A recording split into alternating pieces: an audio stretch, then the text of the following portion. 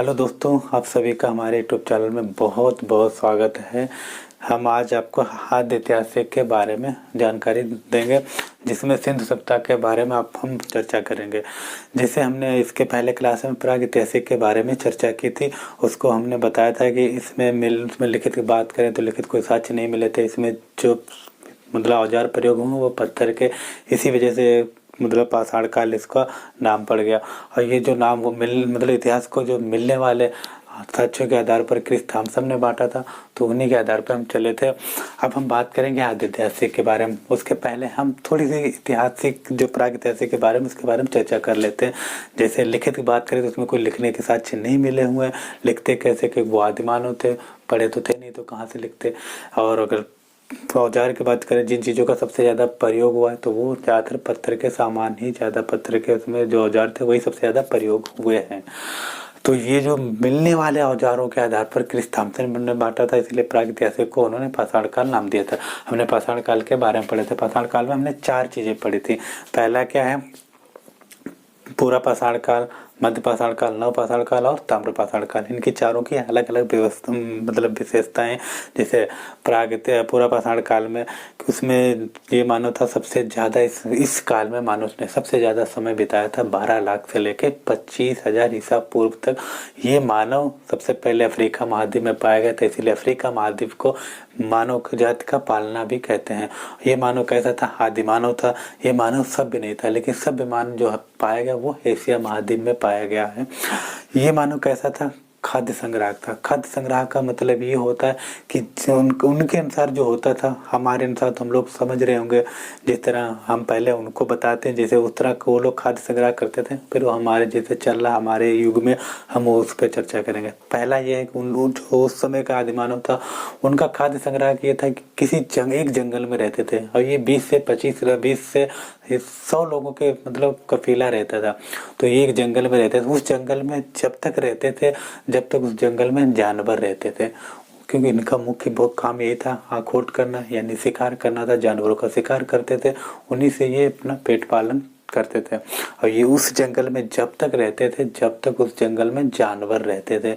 जैसे ही जानवर खत्म हो गए, इनका खाद्य संग्रह के वही खाद्य संग्रह होता है जिस प्रकार हम लोग जो गांव से विद्यार्थी उनके लिए समझ आएगा, हम बता रहे हैं। क्योंकि जो गांव में होती है ना, जो फसल होती है जैसे धान या गेहूं की फसल होती है, साल में अगर धान या गेहूं की फसल की जाए तो लगभग 2 ही लोग 2 से 3 भी कर लेते हैं, लेकिन 2 में मेरे साथ 2 ही बताता हूँ। जैसे धान की फसल हो गई या गेहूं की फसल हो गई, हम फसल तैयार करते हैं, उसके बाद उसको तैयार होने के बाद जब उसको घर लाते हैं, फिर उसके बाद हम अगली फसल डालते हैं। यानी हम जो फसल एक रेडी हो गई हम उसको घर में स्टोर करते हैं, यानी संग्रह करते हैं। अगली फसल आने तक हम उसका धीरे धीरे अपने भोजन में प्रयोग करते हैं। उसी प्रकार जैसे आप मान सकते हो कि आजकल तो धन संग्रह है कि हम कोई भी इसमें जो भी विद्यार्थी या जो भी आप आगे चल के जब जॉब करेंगे तो उस जो सैलरी मिलेगी उसको आप अगले महीने तक चलाओगे, क्योंकि अगले महीने जब आपकी सैलरी आएगी तब तक आपको एक जिस महीने की सैलरी मिली उसको चलाना पड़ता है, क्योंकि अगले महीने सैलरी मिलेगी फिर हम उसको अगले महीने के लिए स्टोर करेंगे। ऐसे ही इनका था कि अपना जब तक उसमें जानवर जंगल में रहते थे तब तक इनका वो खाद्य संग्रह रहते थे। जैसे ही उस जंगल के जानवर खत्म हो जाते थे तो ये लोग दूसरे जंगल को यातावत करते थे, यानी यात्रा करते। कई बार क्वेश्चन में पूछा गया, इसलिए मैं यातावत बता रहा हूँ। खाद्य संग्रह की बात करें तो इसमें कई बार क्वेश्चन में पूछा गया, एग्जामों में आगे जाके पूछा भी जा सकता है कि पूरा पाषाण काल में मानव का अपने जो खाने था वो क्या करता था, यानी खाद्य संग्रह था उनका कैसा था, यानी मानव जो भी था उनका मुख्य काम क्या था? आखोट करना। आखोट कई बार एग्जामों में पूछा गया, इसलिए मैंने आखोट शिकार की जगह मैंने आखोट बताया। आखोट का मतलब होता है ही शिकार करना। अब हम बात करते हैं इस युग में, तो इस युग में जैसे हम आप बात चर्चा कर रहे थे खाद्य संग्रह की, तो खाद्य संग्रह इनका यही होता था, एक जंगल में रहते थे तो ये दूसरे जंगल में जब उस जंगल के जानवर खत्म हो जाए तो ये नेक्स्ट जंगल को दूसरे जंगल में यातावत करते थे, यानी यात्रा करते थे। कई बार ऐसे ऐसे चलते चलते जंगल बदलते बदलते कई बार ऐसा होता था इनको कुछ जगहों पे नहीं जानवर मिलते थे। अब इनको तो भूख लगी, अब इनके पास और कोई तो ऑप्शन नहीं, सिर्फ यही था ओनली कि शिकार करना है, या मछलियों का शिकार करें या जानवरों का, और खासकर ये बड़े बड़े ही जानवरों को शिकार करते थे, कफीले में रहते थे। जैसे 2-4 जानवर बड़े पकड़ लेते, इनका पूरे परिवार का पेट पालन हो जाता, तो ये बड़े जानवरों का ज़्यादा प्रयोग करते थे शिकार करने के लिए। कई बार मतलब लंबे टूर पे निकल जाते, जैसे नहीं शिकार मिलती, तो ये जो ना अपने बुजुर्गों या जो इनके परिवार में बीमार होने वाला होता, उनको ये अपना मतलब खा जाते थे। मेरा कहने मतलब ये खा जाते थे। तो यही इस युग में हुआ, और इस युग में एक महत्वपूर्ण इनसे काम ये हुआ कि इन्होंने आग की खोज कर ली। अब आग की खोज करने, तो ये पूरा पाषाण काल हो गया। इसमें कई बार 2-3 क्वेश्चन जो ज़्यादा पूछे थे वो कि मानव ने सबसे ज़्यादा किस काल में समय बिताया, तो आपका आंसर होगा पूरा पाषाण काल। ये मानव सबसे पहले किस महाद्वीप में पाया गया था, किस महाद्वीप में मतलब आया था, तो ये अफ्रीका महाद्वीप में पाया गया। आया तो अलग बात है कि पाया गया था। इस मतलब पूरा पाषाण काल में मानव ने सबसे पहले किस चीज़ की खोज की, या आपसे ये भी पूछा जाता है कि मानव ने सबसे पहले किस चीज़ की खोज की, तो आपका आंसर रहेगा आग की खोज की। अब हम चलते हैं आद्य ऐतिहासिक में। आद्य ऐतिहासिक में आपको 2 चीज़ें सबसे ज़्यादा महत्वपूर्ण याद रखनी चाहिए, ठीक। 2 से क्या 3 चीज़ें, कि मानव ने इसकी जो अंत्येष्टि कार्यक्रम किस युग में मतलब करना प्रारंभ कर दिया था। तो अंत्येष्टि मतलब होता है छोटे छोटे हथियारों का औजार, छोटे छोटे हथियारों का औजार बनाए थे। ये मध्य पाषाण काल में फिर इन्होंने प्रयोग करे। इसी वजह से क्योंकि छोटे छोटे जानवरों को भी अपना शिकार बनाने लगे थे। इस युग में मानव थोड़ा थोड़ा जीवन पे विश्वास करने लगा था। इस वजह से मानव जो है ना अपने बुजुर्गों या जो इनके परिवार में मतलब डेथ हो जाती थी, तो उसका या तो संस्कार करते थे यानी अंत्येष्टि करते थे, या कब्र में दफना देते। जैसे हिंदू हैं तो अंतिम संस्कार कर देते, जो मुस्लिम हैं वो दफना देते। ऐसे इनके उस समय प्रक्रिया थी। इस युग में और जो महत्वपूर्ण जानकारी है वो कि इस युग में थोड़े थोड़े मतलब जो है ना कुछ साक्ष्य मिले हुए हैं, वो है कृष के साक्ष्य मिले हैं। और ये कृष के साक्ष्य मिले हैं आदमगढ़ में। और 2 जगह हैं जो ज़्यादा फेमस है, वो है सराय बहादुरगढ़ यूपी में, तीसरा है बागोर जो राजस्थान में पड़ता है। एमपी वाले आदमगढ़ जरूर याद रखना, राजस्थान वाले बागोर जरूर याद रखना। जो विद्यार्थी यूपी से हैं वो सराय बहादुर जरूर याद रखना। कई बार एग्जामों में, स्टेट के एग्जामों में ये चीज़ पूछी जाती है, तो आप लोग इस चीज़ की गलती ना करें। आप बात करते हैं पशुपालन की, तो इस युग में पशुपालन के भी साक्ष्य मिले हैं। जैसे बकरियां हैं, भेड़ें, कुछ जो है ना जानवरों के साक्ष्य मिले हैं। लेकिन अगर व्यवस्थित ढंग से बात करें तो ये कोई व्यवस्थित ढंग से नहीं मिले इसमें, ठीक है। क्योंकि वजह ये थी कि इसमें जो साक्ष्य मिले हुए, जैसे कृष के साक्ष्य मिले, तो ये कोई थोड़े गेहूँ, थोड़े चावल और क्या नाम थोड़े थोड़े चीज़ों के साक्ष्य मिले हुए हैं। लेकिन इससे पता लगता है कि कोई व्यवस्थित ढंग से नहीं, कुछ प्राकृतिक द्वारा थे, कुछ मानव ने भी मतलब इसका प्रयोग किया हुआ। अब हम बात करते हैं नवपाषाण काल के। नवपाषाण काल की जो महत्वपूर्ण जानकारी ये है कि इस युग में जो था मानव में परिवर्तन होने लगा। वजह ये थी कि मौसम में परिवर्तन होने लगा था। मौसम में परिवर्तन होने की वजह से इनके परिवार में मतलब परिवर्तन होने लगा, परिवार बढ़ने लगा।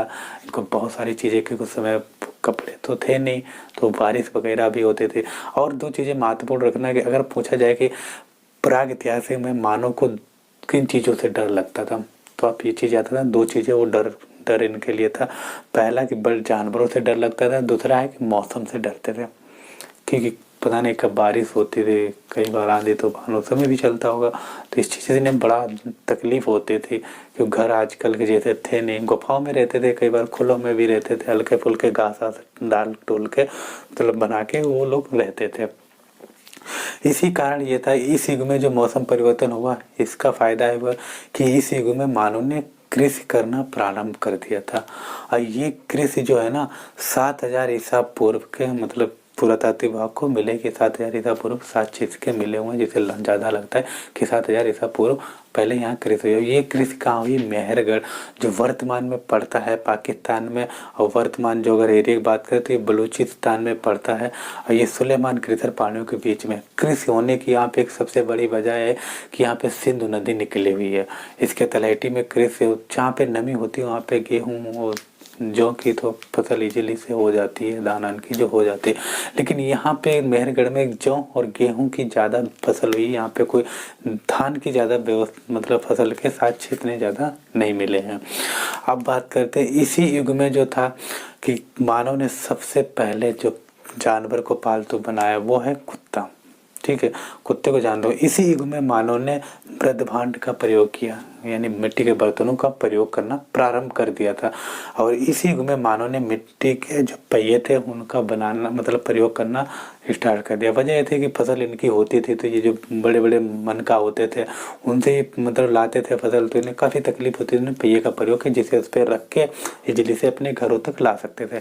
इसी युग में क्या हुआ कि जो और मैं बता देता हूँ साथ, जो अगर आपसे कई बार एग्जामों में एक बार ही मतलब पूछा गया था स्टेट पीसीएस में कि नवीनतम कृषि के आधार पर कृषि के साक्ष्य किस जगह से मिले हैं, और वो कौन से साक्ष्य, किस चीज़ के साक्ष्य मिले।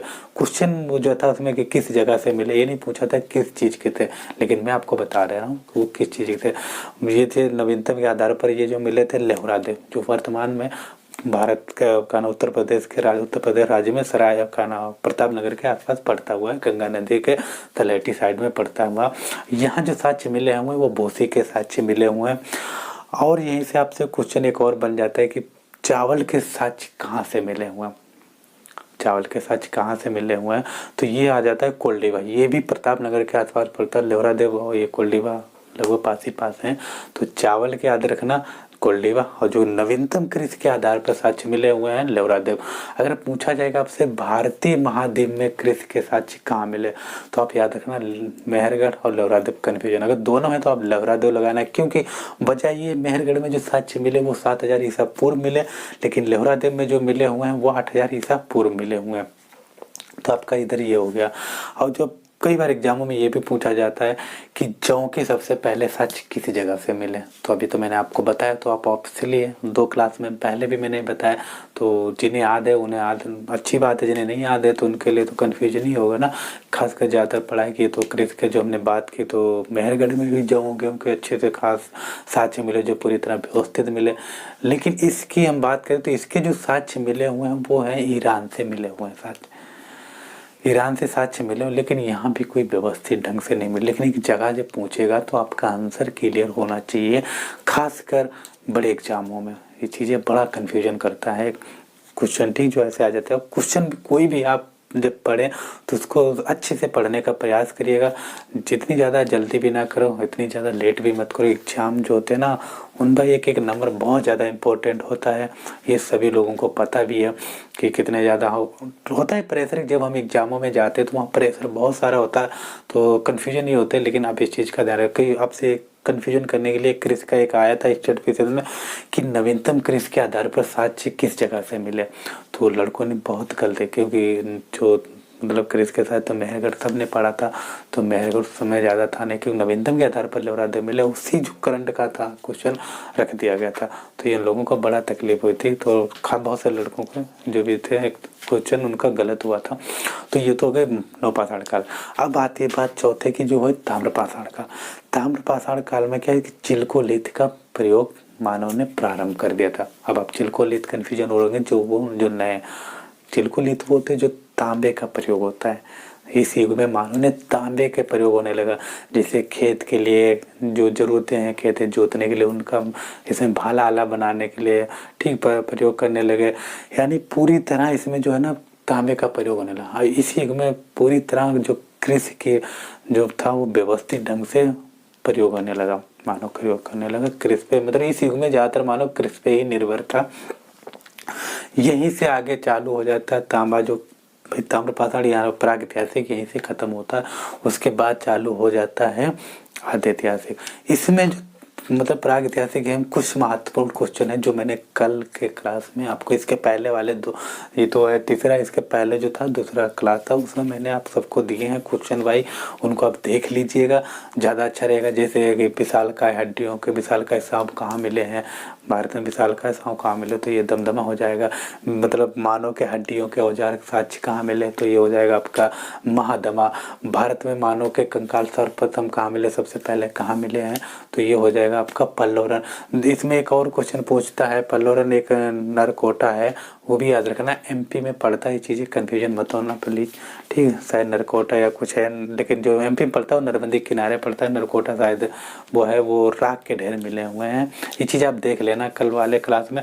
और जो महत्वपूर्ण जानकारी हैं, जैसे कि त्रिभोगी विभाजन पर किसने बांटा था? प्राकृतिक तो क्रिस थॉमसन। मुझे लिखित के आधार पर बांटा था, तो ये हो जाएगा आपका जो रॉबर्ट ब्रूस। और रॉबर्ट ब्रूस पूरी दुनिया के पुरातात्विक साक्ष्य के मतलब जनक है। भारत के जो जनक हैं वो कनिंघम है। तो आप ये चीज़ें जो साधारण चीज़ें हैं मतलब कई बार एग्जाम में पूछी है, जिन्हें आप याद कर लो। मैंने बता भी दिया, इसके पहले आप क्लास का वीडियो देख लेंगे तो ज़्यादा उचित आपके लिए अच्छा रहेगा। ठीक है, अगर कोई मिस्टेकिंग हो रहे। अब हम आते हैं आद्य ऐतिहासिक में। आद्य ऐतिहासिक वो काल है, इसकी बात करें तो इसमें भी कोई लिखित साक्ष्य मतलब लिखे कोई वैसे अच्छे साक्ष्य नहीं मिले। इसमें मिले हुए हैं लिखे साक्ष्य, लेकिन वो व्यवस्थित ढंग से नहीं थे, यानी वो ऐसे साक्ष्य थे जिन्हें पढ़ा नहीं जा सकता। ये साक्ष्य ऐसे थे जो चित्रनुमा बनाते थे। चित्रनुमा ऐसे करके ऐसे बना देते थे, या कुछ ऐसे टाइप चित्र मतलब चित्रनुमा थे ये। आपसे पूछा जाएगा कि आद्य ऐतिहासिक में कैसे मतलब लीप मिली। लीप पूछा जाता है एग्जामों में, ये चीज आप जरूर याद रखना। लीप यानी लिखित की बात करें तो आप लीप याद रखना चीजें। तो यहाँ चित्र टाइप के लिखने के साक्ष्य मिले हुए हैं, वो अभी तक तो नहीं पढ़े जा। पुरातात्विक विभाग ने अभी तक इसके बारे में नहीं जानकारी प्राप्त की। तो यहाँ से भी कई चीजें हैं, बड़ा मिस्टेक होने वाली हैं। अब इनको आप देख, इस युग को जो था क्रिस थॉमसन ने बांटा था, इसे बोला था कांस्य युगीन जो आद्य ऐतिहासिक को। इसमें हम पढ़ेंगे सिंधु सभ्यता के बारे में हम चर्चा करेंगे। तो इसको जो क्रिस थॉमसन था उन्होंने इसे बोला था कांस्य युगीन। इस युग की बात करें सिंधु सभ्यता, तो ये नगरी सभ्यता थी और ये भारत की सबसे पहले नगरीय सभ्यता थी। और उस टाइम ऐसी थी जो पूरी तरह व्यवस्थित थी। ठीक है। और सिंधु घाटी अगर बात करें तो सिंधु घाटी इसका नाम कैसे पड़ा? तो सिंधु घाटी नाम इसलिए पड़ा क्योंकि सिंधु नदी के तलहटी में ज़्यादा इसके जो थे वो शहर ज़्यादा थे, इसकी वजह से इसका सिंधु घाटी सभ्यता। शायद आप लोगों को मिस्टेक हो रहा है, अगर यहाँ पे लाइट लग रही है तो आप लोग मिस्टेक नहीं है, मैं बता रहा हूँ सिंधु सभ्यता मैंने लिखा है। आप चाहो तो इसको लिख सकते हैं सिंधु घाटी सभ्यता। अब इस चीज़ पे मिस्टेक नहीं करेंगे, कोई नर्सरी बच्चे तो नहीं है यूकेजी के। तो अब बात करते हैं आगे की। तो ये जब युग था सिंधु सभ्यता जो ये, इसके बारे में हमें जानकारी कब मिली? जब हमारे देश अंग्रेज आए। इसके पहले क्या था? इसके पहले अगर हम बात करते हैं अगर सबसे बड़ी सभ्यता की, तो वो थी वैदिक सभ्यता। हम इसके पहले यही जानते थे कि सबसे बड़ी वैदिक सभ्यता थी, लेकिन जब हमारे देश में अंग्रेज आए तो उन्होंने इसके बारे में खोज किया, तब हमें पता चला कि ये सिंधु सभ्यता हमारे भारत की ही नहीं पूरी दुनिया की सबसे बड़ी सभ्यताओं में से एक है। अगर सभ्यता पूरी दुनिया की सभ्यता वो हैं 4। ठीक है, भारत के अगर है ना सिंधु सभ्यता, और एक मेसोपोटामिया, और एक चीन सभ्यता, और दूसरा है चौथा है वो है नील नदी सभ्यता, जिसका भी वर्तमान नाम हो जाता है मिस्र की सभ्यता। तो आप ये चीज़ याद रखना, भारत की सबसे बड़ी एक ये क्या नाम सिंधु सभ्यता, दूसरी है मेसोपोटामिया सभ्यता, तीसरी है चीन सभ्यता, चौथी है मिस्र सभ्यता। उसके पहले जो थी वो नील नदी सभ्यता, जो अभी वर्तमान में मिस्र सभ्यता है। तो ये चीज़ हो गई। अगर हम बात करें यहाँ की, हम थोड़ी इसकी और गहराई में आपको ले जा रहा हूँ, जिससे थोड़ी चीज़ें जो मुझे लगता आसान होगी, जो बहुत सारे लोगों ने नहीं भी बताई होगी, लेकिन ये चीज़ जो है आपको समझाने में एक अच्छा सा तरीका रहेगा मुझे लगता।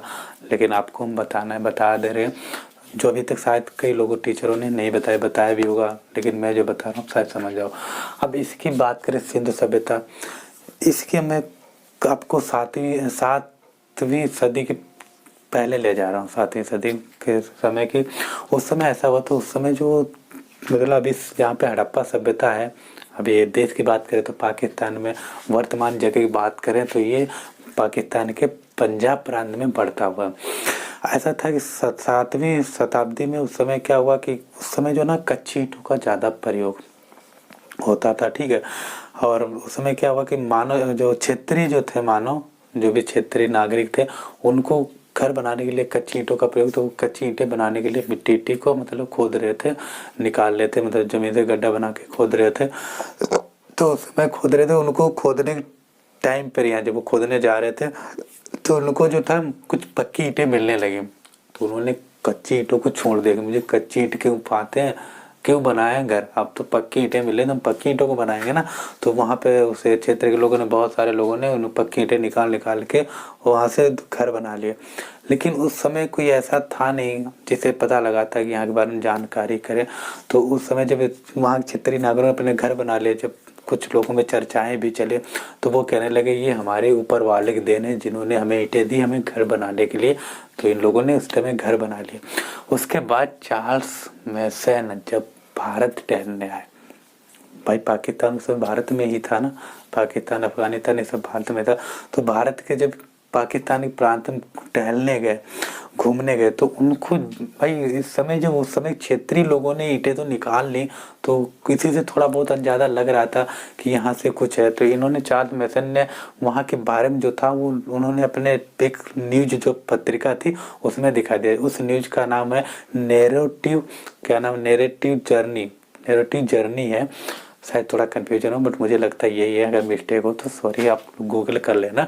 तो का नाम है नेरेटिव जर्नी, एक पत्रिका का नाम था।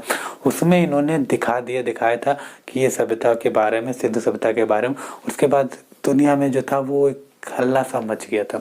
उसके बाद जब कनिंघम को भेजा गया कि भाई जाओ पता कर के आओ भारत में क्या चल रहा है। तो ये जब आए ना, तो इन्होंने 1856 में, चार्ल्स मैसन 1826 में, ये 1856 में आया। इन्होंने इसके बारे में जानकारी की, लेकिन इनको उस टाइम पे कोई ऐसी जानकारी नहीं मिली जिससे ये पता लगा लेते चार्ल्स सिंधु सभ्यता के बारे में। इन्होंने तो नहीं, उसके उसी साल टाइम पे बार्टन बंधुओं, इनको जो था इनको पटरियां बिछाने का काम चल रहा था, ये काम कर रहे थे। तो ये पटरियां बिछ रही थी कराची से लेके लाहौर तक, ठीक है। तो वहां से पटरियां, तो इन्हें रास्ते में इनको ईंटें मिल गई, ठीक है। तो इन्होंने ईंटों का प्रयोग करने, अपने पटरियां बिछाने में प्रयोग कर लिया। प्रयोग करने के बाद जब इनको हुआ तो वहां पे चीजें आगे बातें बढ़ी, तो इन्होंने सूचना भारत सरकार को दे दी, ठीक है। भारत सरकार को दी, तो भारत सरकार के उसी टाइम थे अलेक्जेंडर कनिंघम, जो उस समय थे ना, इनको सोचा में, तो इन्होंने क्या किया, एक स्थापना कर दी, उसकी स्थापना की, भारतीय पुरातात्विक विभाग की स्थापना कर दी। और उस समय जो था वो इनके हाथ, इन्होंने स्थापना कर दी, लेकिन उसके जो अधिकारी बनाए गए सीनियर, वो लॉर्ड कर्जन बनाए गए। अब लॉर्ड कर्जन के ही नेतृत्व में, मतलब इनके ही टाइम पे, इन्होंने 1902 में जॉन मार्सन को महानिर्देशक बना दिया। अब महानिर्देशक बना दिया, अब इनको काम दे दिया कि आप चाहिए इस सभ्यता के बारे में, ये मतलब इसके बारे में पता लगाइए, यहाँ क्या है, क्या चला, क्या नीचे है, इसकी आप खुदाई करवाओ जाके। तो जॉन मार्सन जब आए तो इन्होंने 1921 में दयाराम साहनी को पकड़ा कि भाई इनको दिया, इनको ले गए वहाँ, कि आप दिखाया कि आप इसके बारे में पता लगाओ, इसके बारे में खुदाई करो कि यहाँ क्या चल रहा है। देखो यहाँ पे मैं एक चीज़ बता रहा हूँ, वो मैं आपको बेसिक पढ़ाएंगे कल, तब मैं बताऊंगा, लेकिन अभी बता रहा हूँ। दयाराम साहनी नाम अभी तक सुना होगा कि एक ही लोग थे, लेकिन यहाँ पे थे, कई लोगों को पता भी होगा, ऐसी बात मैं नहीं कह रहा हूँ, पर मुझे लगता, मुझे ही पता था ना, लेकिन मुझे जब मैंने इसके बारे में पढ़ा तो मुझे पता चला कि दयाराम साहनी के साथ साथ 2 लोग और थे, यानी 3 लोगों ने सिंधु सभ्यता के बारे में खोजा, मतलब सभ्यता में जो खोदा, मतलब नीचे से पता किया, जो भी खोद के वो दयाराम साहनी, लेकिन इनको जॉन मार्सन ने ही किया था, इनके साथ और 2 थे। तो 3 लोगों ने मिलकर इसके बारे में खोदना स्टार्ट किया और इन्होंने इसकी जानकारी इकट्ठी की।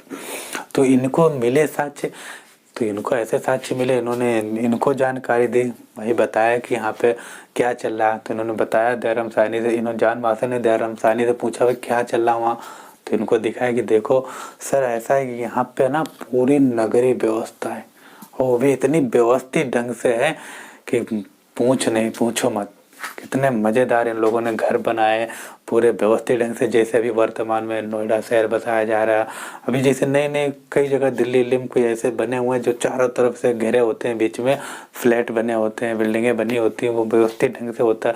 जैसे मैं पंचकुला में हूँ, तो मुझे पंचकुला से पता है कि व्यवस्थित ढंग से बना हुआ है, यहाँ पे एकदम अच्छे तरीके से बना हुआ है, जिससे पता लगता है इसी उस टाइम एकदम व्यवस्थित है। चारों तरफ से मतलब दीवारें हैं, और मतलब सुरक्षित सिक्योरिटी रात बिरात कई जगह पे ऐसे हैं जो गार्ड बैठते हुए हैं, तो एकदम व्यवस्थित ढंग से था उनका पानी तरीका, मतलब इतने रोड साफ, इतनी व्यवस्थित ढंग से, कितना खूबसूरत पंचकुला लग रहा है। इसी प्रकार चंडी है, चंडीगढ़ है, कभी जो है देख रहे ना तो कभी आप लोग इधर आना, तो बहुत अच्छा शहर है, बहुत अच्छा इधर माहौल बना, इधर मतलब बसाने के एक शहर है, बहुत मज़ेदार है। उसी वैसे जैसा इसी टाइम इधर था सिंधु नदी का नाम, इधर जान मासन दयाराम जब इन्होंने सिंधु सभ्यता के बारे में खोजा तो वैसे ही बहुत अच्छा था कि पानी निकालने का तरीका एक अलग था। कोई वैसा गांव टाइप का नहीं था जैसे गांव में अभी वर्तमान में क्या होता है ना, एक अजीब से रहता है माहौल। अब तो खैर बहुत सारा गांव में भी परिवर्तन हो गया, हमें ये चीज़ नहीं कहनी चाहिए क्योंकि हमारे देश में धीरे धीरे धीरे हर चीज़ की उन्नत हो रही है। अब तो गाँव में भी बहुत साफ सुथरे गाँव भी हमारे रहने लगे। इस चीज़ का हमें बहुत ज़्यादा गर्व है कि गाँव में लोग इस चीज़ का बहुत ज़्यादा ध्यान रखें। खासकर हमारे जो युवा पीढ़ी है या जो होते हैं आने वाले, वो सफाई पे बहुत ज़्यादा ध्यान रखते हैं, गंदगी नहीं फैलाते हैं, कम ऐसा है। ये 10-20 साल बाद बहुत अच्छा असर इसका पड़ेगा। ये चीज़ बहुत खुशी की बात है। देश स्वच्छ अभियान चला और इसका असर भी बहुत अच्छा पड़ा है। तो जब इसकी बात हुई तो इन्होंने पता लगाया, दयाराम साहनी ने बताया इनको कि देखो मतलब इसके बारे में जब इन्होंने मतलब ऊंचे पे चढ़ के देखा तो इनको पता लगा कि यहाँ एक जो शहर टाइप के, और शहर में भी एक चारों तरफ बाउंड्री है, चारों तरफ बाउंड्री है, बाउंड्री भी, और उससे भी एक आसपास जो शहर है, जैसे दो तरीके के शहर होते थे। एक जो था तो निम्न वर्ग के लिए, एक उच्च वर्ग के लिए। उच्च वर्ग जो शहर था उनके बिल्डिंगें भी अच्छी थी और उनके जो शहर की तरफ चारों तरफ बाउंड्रियाँ होती। निम्न वर्ग था थोड़ा वैसा था। तो उसी प्रकार दो प्रकार के वर्ग थे, ये पूरी व्यवस्थित ढंग से थे। इसी की बात करें यहाँ जो है, जब इसको पुरातात्विक जो विभाग थे, विदेशी मतलब साहित्यकार थे, तो उन्होंने इस चीज़ के बारे में सब में थोड़ी थोड़ी जो थी ना बातें चली थी, वो सब अपनी चर्चा कर रहे थे कि ये जो है यहाँ जो सभ्यता बसी हुई है, जहाँ की जो शहर बसे, ये जो है ना जो भी थे मानव, ठीक, तो ये जहाँ की मतलब जो रहने वाले थे जो यहाँ के, वो आए थे मेसोपोटामिया से आए हुए हैं, वहाँ से आए हुए, क्योंकि यहाँ के कुछ साक्ष्य जो है वहाँ पाए गए। यहाँ मैं आपको बताऊंगा जो यहाँ सिक्के चलते थे वो ईरान में का नहीं, इराक तक में पाए गए हुए, यानी मेसोपोटामिया के साथ उधर पाए गए, मिस्र इस तरफ इनका व्यापार चलता था। आप पता लगा सकते हो, आपने पढ़ा भी होगा, नहीं तो मैं आपको इसके बारे में आपको जरूर जानकारी आगे दे। अभी मैं 60 दे रहा हूँ, बेसिक आपको हमारा आगे चालू होगा, इसी के बाद चालू हो जाएगा, यानी कल के जो क्लास हो आगे नेक्स्ट क्लास हम उसमें बेसिक पढ़ाएंगे, उसके बारे में आपको पूरी जानकारी देंगे। क्योंकि यहाँ हमारे गुजरात में जो लोथल में है, उसी टाइम बंदरगाह था, दुनिया का सबसे पहले, सोचो हमारे देश का सबसे पहले बंदरगाह था। उस समय यही बंदरगाह थी, विदेशों में मिस्र तक जाता था, नील नदी थे, मतलब वहाँ पे भी व्यापार होता था, यानी यहाँ वहाँ को तो ज़्यादा लगा कि ये लोग उधर से आए हुए यहाँ पे बसाए। तो कुछ लोग ये बोल रहे थे विदेशी जो लोग थे, लेकिन भारतीय लोग तो कह रहे थे ये भारतीय लोग हैं। लेकिन एक और चीज़ थी, वहाँ जो क्षेत्रीय लोग थे उनका ये मानना था कि ये जहाँ पे थे ये इस चीज़ों का सबका निर्माण किया, सिंधु सभ्यता के बारे में जो सब किया, हड़प्पा सभ्यता मोहनजोदड़ो वगैरह ये सब जो किया हुआ निर्माण, ये द्राविड़ थे, यानी द्राविड़ जनजाति थे, यानी क्षेत्रीय जो थे द्राविड़ जनजाति थे। तो इसका चीज़ों में हुआ, तो इन सबको जो भी थे मतलब पुरातात्विक, उनको सबने इन चीज़ों को महत्व दिया कि हाँ ये बात ठीक है, इनको सबको मानना पड़ा कि द्राविड़ है। इसी को राखल दास बनर्जी ने इसको नाम दे दिया द्राविड़। ये पूछा गया भाई कई एग्जामों में, एसएससी में भी पूछा गया है, स्टेट पीसीएस में भी पूछा गया, रेलवे के एग्जामों में पूछा, मतलब कई सारे एग्जामों में ये चीज़ क्वेश्चन पूछा गया हुआ है कि जो द्राविड़ शैली यानी द्राविड़ जनजाति थे। आप इस चीज़ को डायरेक्ट बता रहा हूँ कि सिंधु घाटी सभ्यता को बसाने का काम किस जनजाति ने किया या किन लोगों ने किया, तो ये आंसर रहेगा आपका द्राविड़। ये चीज़ आप ज़्यादा याद रखना, इधर कई सारे एग्जाम पूछे आपको। हाँ थोड़ा ये रहेगा जो सन है ना, इनमें मिस्टेकिंग हो सकती है, ये चीज़ कोई वो नहीं है क्लियर कि इनमें कम ज़्यादा होता रहता है। अब हम बात करते हैं आगे की जो सबसे ज़्यादा महत्वपूर्ण, अब जो यहाँ शहर थे ना, इन जो शहर थे आर्थिक सभ्यता थे, आर्थिक सभ्यता यानी मतलब इनका जो व्यापार था वो विदेश, जिस तरह हमने बताया कि बंदरगाह से विदेशों में व्यापार चलता था, अब पूरी तरह भी होते। आप इस चीज़ की अंदाजा लगा सकते हैं, जो शहर होते हैं ना उनमें ज़्यादातर बड़े बड़े ही व्यापार होते हैं, तो इसीलिए लोग आर्थिक सभ्यता थी इनका, आर्थिक कोई कृषि पे ये ज़्यादा निर्भर नहीं थे। जो शहर के थे ना हड़प्पा सभ्यता वगैरह में, ये लोग कृषि पे ज़्यादा उतना नहीं था, ये शहरी थे, शहर में ही ज़्यादा कोई कृषि, जो शहर में ऐसा नहीं पाएगा कि यहाँ के जो है ना साक्ष्य मिले उनमें कृषि के भी होते थे, वो नहीं थे। ये चीज़ है। विस्तरित सभ्यता की बात करें यानी विस्तार की बात करें तो ये सबसे बड़ा विस्तार था जो 13 लाख वर्ग मीटर में था, ठीक है 13 लाख, यानी कश्मीर से लेके महाराष्ट्र, उधर बलूचिस्तान त्रिभुजाकार था, वो मैं आपको कल